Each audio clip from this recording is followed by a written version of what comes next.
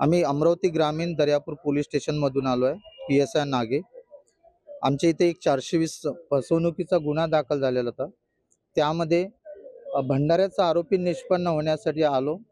एक पुण्याचा आरोपी निष्पन्न केला, त्याला ताब्यात घेऊन अटक केत आहे। तो त्याला घेऊन भंडाऱ्याला आलो। भंडाऱ्याचा एक नाव गोपनीय ठेवता, नाव न घेता एक इथला आरोपी आज ताब्यात घेतला। त्यांच्यापासून अजून तिसरा आरोपी, चौथा आरोपी, जेवढे आरोपी होत असतील तेवढे निष्पन्न करणं आहे आणि गुन्ह्यातील जे डॉक्युमेंट्स आहेत, रक्कम आहे, ते त्यांच्याकडून रिकव्हरी करणं।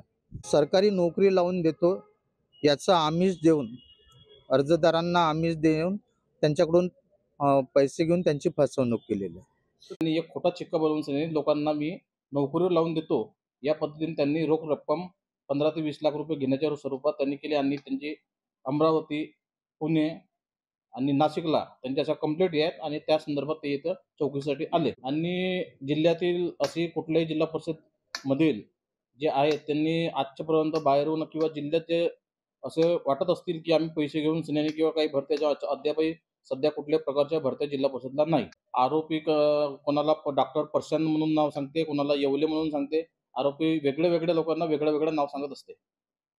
पोलीसवाल्यांची आणि त्यांच्या चौकशीत मिळालेला आहे। जिल्हा परिषदला मी अधिकारी म्हणून दाखवण्याचा प्रयत्न केला आणि त्यांनी सील सुद्धा डुप्लिकेट बनवलेला आहे।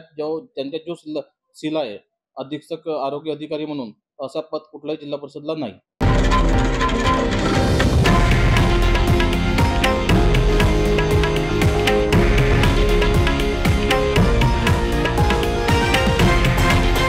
हे आहे देशातील नंबर 1 न्यूज नेटवर्क आणि आपण पाहत आहात TV9 मराठी, एकमेव।